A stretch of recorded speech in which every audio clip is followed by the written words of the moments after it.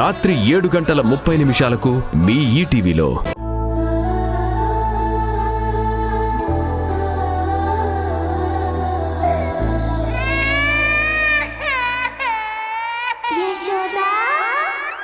ఎందుకు మా అమ్మని మంచి చేసుకుంటుంది? లాభం లేందే ఊర్మిళ ఏ పని చేయదు. అలాంటప్పుడు నా గురించి మా కుటుంబం గురించి ఊర్మిళ ఎందుకు ఆలోచిస్తుంది?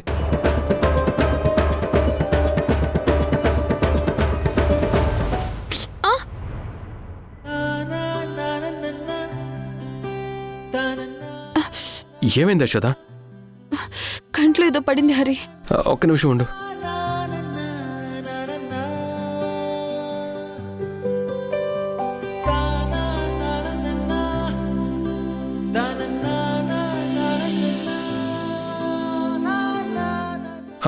పోయిందా? పోయింది.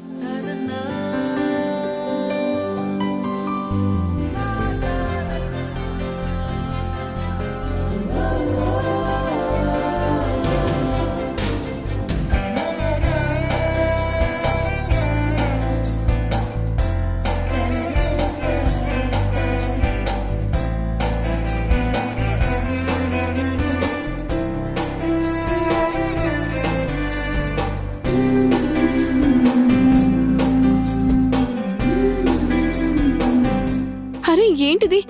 నా పేరు పచ్చబొట్టు ఎందుకు పడిపించుకున్నావు? నీకేమైనా పిచ్చా హరి?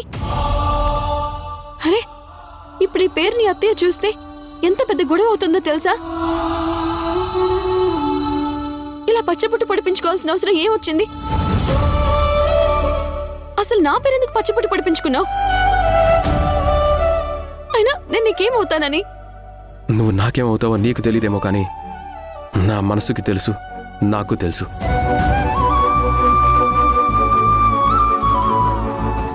నేను తాళి కట్టకపోయినా నువ్వు నా భార్యవి, నా మనసులో ఉన్న దేవతవి. నేను పెళ్లి చేసుకుంటే నిన్నే చేసుకుంటాను. ఆ నమ్మకం నాకుంది.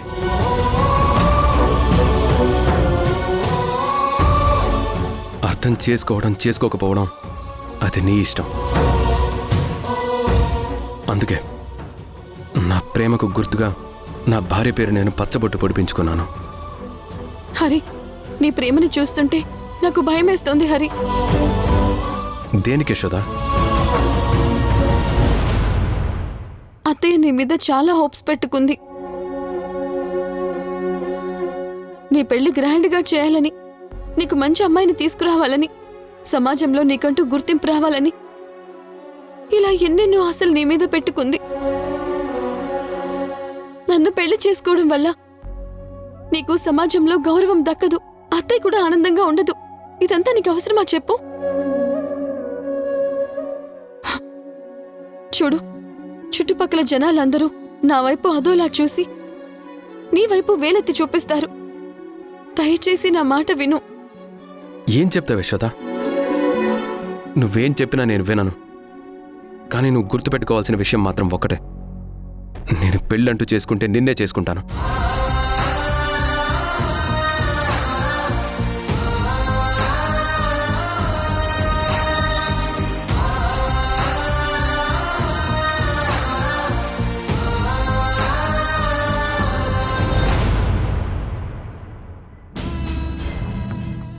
ఏంటన్నయ్యా, నువ్వు చెప్పేది నిజమా? అవును దేవకి, నేను మొత్తం విన్నాను. అసలు అక్కడ జరిగేవి చూస్తుంటే సినిమా క్లైమాక్స్ కంటే ఎక్కువ ట్విస్టులతో ఆ బర్త్డే ఫంక్షన్ జరిగింది. ఊర్మిళ యశోద మీద ఎత్తుకు పై ఎత్తు వేస్తే ఆ ఊర్మిళ మీద ఆ హరివిఠల్ ఎత్తుకు పై ఎత్తు వేశాడు. అన్నిటికన్నా పెద్ద ట్విస్ట్ ఏంటంటే ఆ బర్త్డే ఫంక్షన్లోనే హరివిఠల్ యశోదని పెళ్లి చేసుకోబోతున్నట్లు అనౌన్స్ చేశాడు.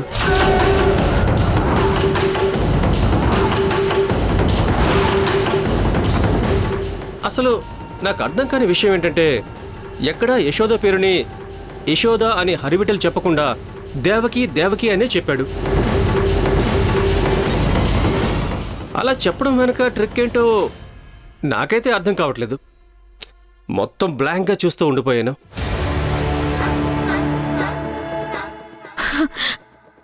దేవకి ఏమైంది దేవకి? అనయ్య, ఈ టెన్షన్తో ఆలోచించి ఆలోచించి నా తల్లో నరాలు చిట్లిపోతాయేమో అని భయం వేస్తుంది. నా కళ్ళ ముందు 1200 కోట్ల రూపాయలు మెదులుతున్నాయి. నీ కళ్ళ ముందు 1200 కోట్ల రూపాయలు కనబడుతున్నాయి. నా కళ్ళ ముందు యశోద వాడితో నవ్వుతూ ఆనందంగా ఉండడం కనబడుతుంది. ఇన్ని రోజులు నేను ఆ యశోద నాదే, నా నుండి ఎక్కడికి వెళ్ళలేదు అనే భ్రమలోనే ఉన్నాను.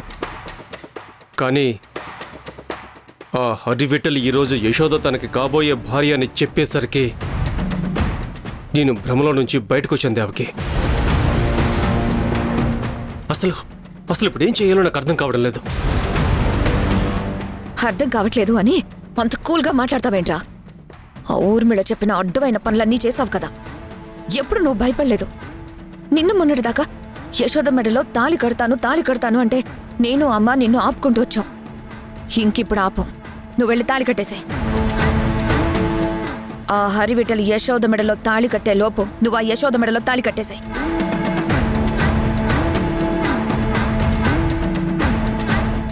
ఆలోచించాల్సినప్పుడు ఆలోచించాలి, కానీ ఇప్పుడు ఆలోచిస్తావేంట్రా అనయ్య? దాని మెడలో ఆ హరివిఠల్ 3 ముళ్ళు వేసేస్తే మనం కన్న కళ్ళలన్నీ చల్లా చెదురైపోతాయి. ఏం ఆలోచించుకో, టైం వేస్ట్ చేయకు. ఇప్పుడు నువ్వు నాలా ఆలోచిస్తున్నావు, నేను నీలా ఆలోచిస్తున్నాను.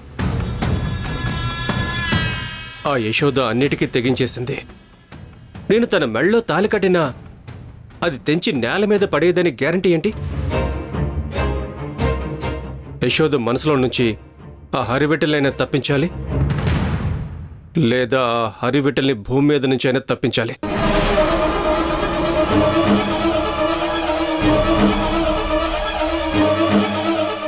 అప్పుడే పూర్తిగా యశోద మన మాట వింటుంది. లేదంటే అంతకు మించి ఏదైనా ప్లాన్ మనం ఆలోచించాలి.